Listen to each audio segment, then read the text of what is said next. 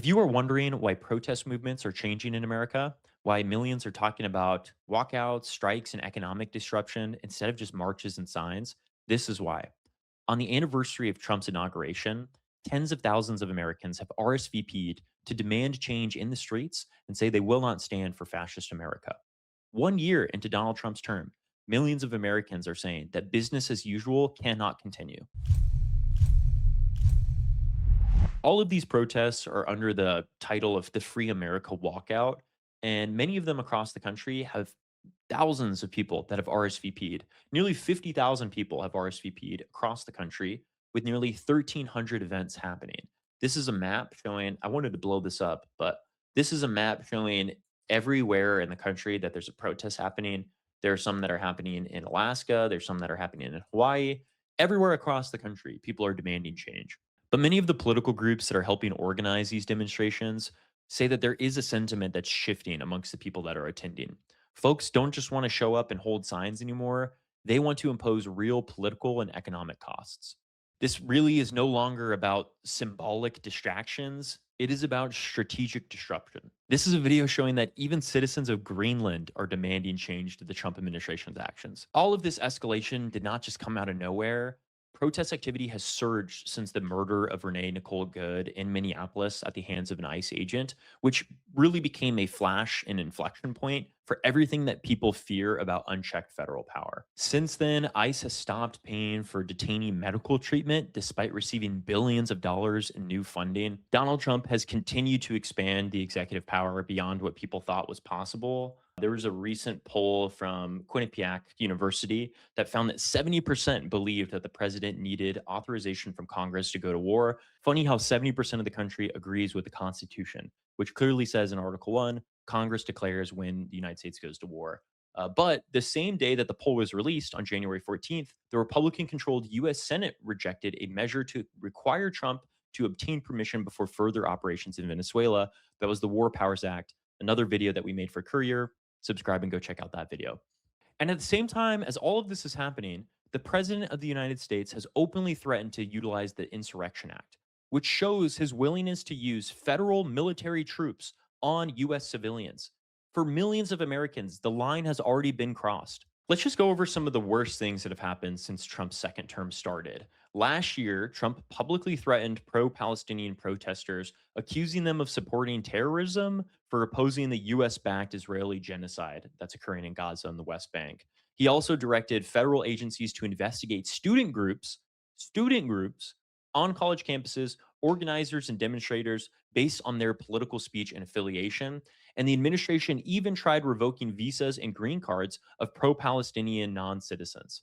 Trump has also rolled back worker protections for millions of Americans. He's ended collective bargaining rights for over 1 million federal workers. He's installed anti union judges to side with capital owners over those that are actually making the country run.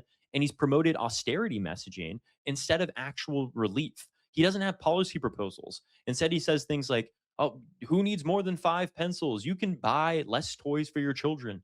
$3 meals. You just need one piece of chicken, broccoli, and some other thing. Like, this is genuinely what the president thinks is going to help Americans, or at least the distraction that he can say as he points to what he actually wants to do to the country, which is remove workers' rights, make sure that he's enriching his billionaire friends, ensuring that the government does as little as possible for its actual citizens.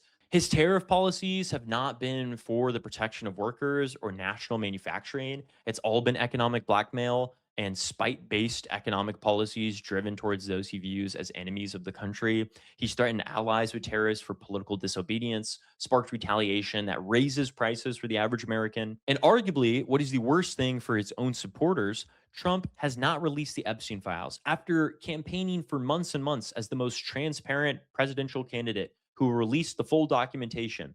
He has released 1% of that since assuming office. 500 pages of it are completely redacted. It's literally just a giant black rectangle. And his supporters are pissed still. All of these actions is what's sparking mass demonstrations in every state in the country. Researchers who study protest movements are seeing a clear pattern. Legally permitted marches, no matter how large they are, have failed to make any substantial changes in the administration's actions. And a lot of the data backs that up. We know from historical patterns that participation that reaches 3.5% of the US population is the threshold where the government can no longer just ignore the demands of those that are demonstrating. But we know that there is something different in the air. 34%, this is a article from Axios. 34% as of January 16th agree that Americans may have to resort to violence in order to save their country. That is up 11 percentage points from protesters surveyed at the October No Kings protests, and slightly down from a peak of 40% at the June No Kings protests. Only so many more people can get murdered in front of cameras who are peaceful protesters in cities at the hands of ICE before there are going to be some folks in the streets who feel like peaceful nonviolence is no longer enough. 34% of protesters. That is an alarming figure. And organizers are being very explicit that the movements that they are building are focused on disruption and not violence. But the shift in public sentiment has to be acknowledged. This is a huge number of people who no longer view they can just go about business as usual because the government is actively killing them. If you pay attention to US history, you know that there is a clear pattern when the government does cave in to demands that are made by its population. Labor rights, civil rights, anti war movements, all of these have a component of economic disruption. And this is because it targets exactly what government administrations care about: order, optics, economic performance. Donald Trump has continued to praise himself because we're at the highest stock market ever, even though every single presidential administration has seen those highs continue to increase because the economic machine continues to chug along regardless of what party is in power. So when you hit them where it hurts, that's when the government has to concede genuine demands and genuine changes towards those that are causing that economic disruption. None of those movements won by simply marching alone or just holding up signs. They won by raising the cost of repression until maintaining the status quo became impossible. Economic disruption presents a very clear choice.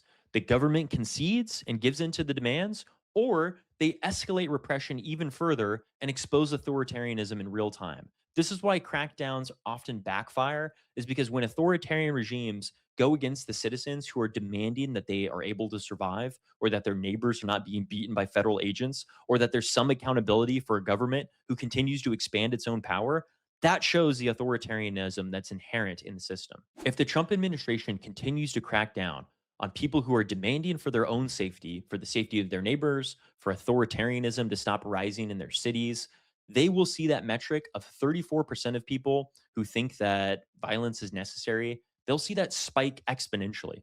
This is not something the Trump administration can sweep under the rug. This sentiment is growing in every single US state. And it's because people are seeing the repression of the federal government and the full force of the state thrown upon the people that they care about. What we're witnessing is not chaos. This is not just an emotional explosion. This is cause and effect. When peaceful resistance is going to be ignored, when accountability is denied, when all federal power continues to consolidate around the president, people will look for leverage elsewhere. Governments that criminalize dissent do not create stability amongst their populations.